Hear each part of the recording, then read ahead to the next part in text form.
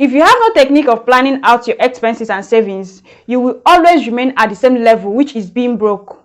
And you are likely to be broke whenever your paycheck delays for just a bit.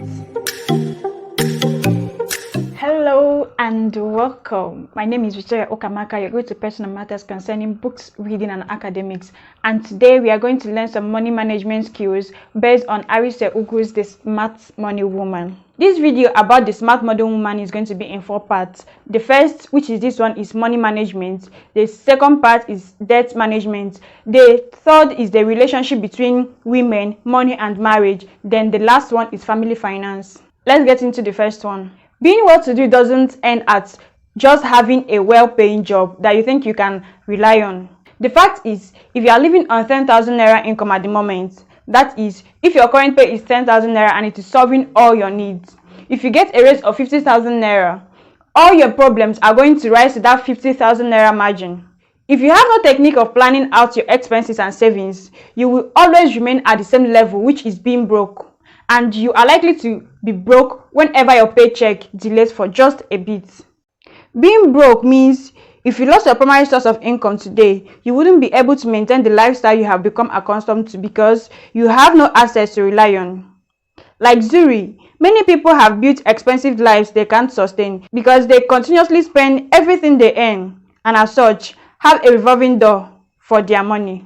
To many, being wealthy is measured by the amount of money the individual can and is willing to spend. Some spend above their means, some even spend all they can afford just to make a good impression. Do we count those of them as being wealthy too? A wealthy and broke person is differentiated by how they handle money. Broke people and rich people approach the same amount of money differently, and here is why. Broke people think it is about how much you earn, but rich people know it's about how much of your income you are able to keep and convert into assets that can provide you with an income in the future. The fundamental difference is that wealthy people understand the relationship between how we earn and how we spend, and they know where the balance is. Building wealth is more about how much you can keep. There are ways in which you manage your money that can take you from the broke side to the wealth side. The first is track your income and expenses. The fastest way to become broke is to be an impulsive spender, buying at will anything you feel that you should have. You have to take charge of your finances. Find out how much you spend on transport, utilities, clothes, holidays, food, etc. After taking this first step, the second is make better financial decisions like budgeting. Allocate a different percentage of your income to different aspects of your life, including savings. When going about a budget, keep it simple. From the Smart Money Woman, a budget is like a diet. If you start with an extreme diet and starve yourself, eventually you will binge and put on all the weight you lost in the first place. It has to be a lifestyle change. In another part, it is said one of the biggest issues people complain about when it comes to their money is not knowing how to save or budget. People associate the word budget with scarcity or a reduction in station of life. Therefore, budget is a word they come to resent. The reality is, a budget is something that tells you how to allocate your resources and it should reflect what you value. Let's look at how one of the characters, Lara, handled her budget. She said, and I quote, "I divide my money into 3 different accounts, one for bills, another for long-term savings, and an account for when spoiling myself with a new bag or trip. As soon as my salary is paid, I transfer the money to each account accordingly.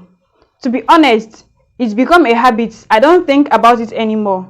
It just makes things easier." Because of how simple it is, it has become a habit without her even noticing. Start to make wise financial decisions like what percentage of your income goes to savings. As they say, you don't save what is left after spending, you spend what is left after saving.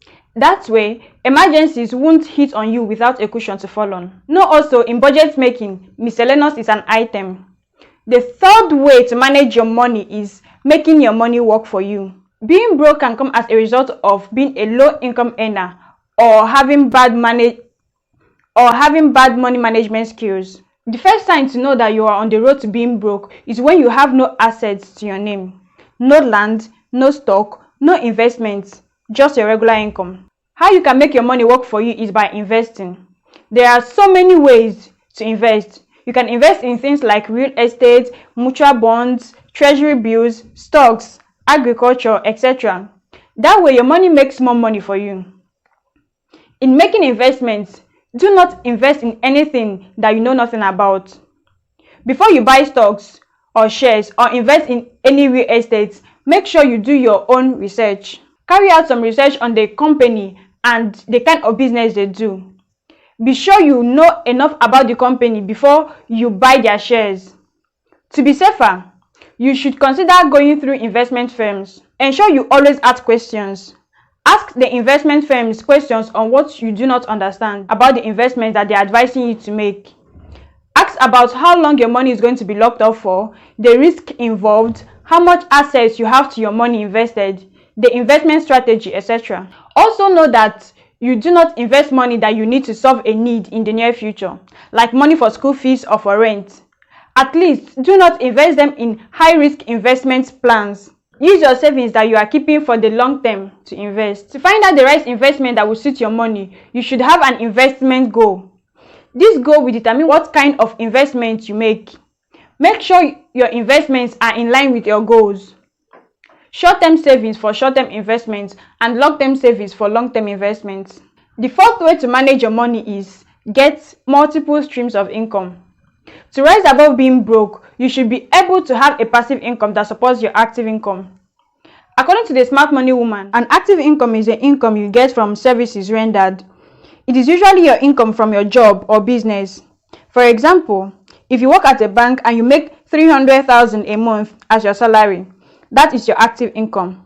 Or if you run a catering business and you make 300,000 in profit every month, that is your income.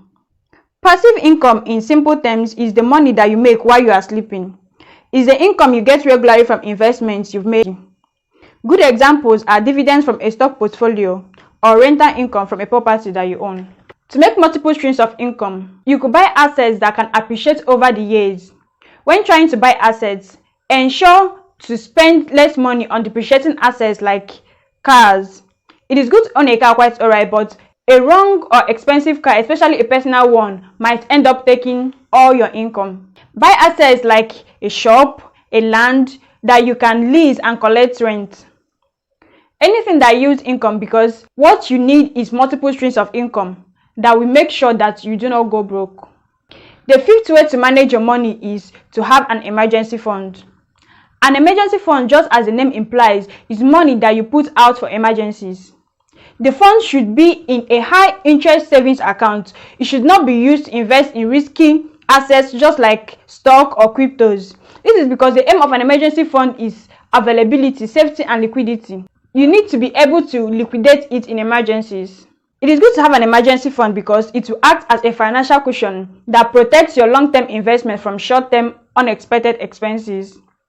It will help you in severe and unforeseen situations that would have led to the selling of your assets, such as fire outbreaks, sudden death, or ailments, flood, a broken down car, etc. The sixth way to manage your money is build financial network.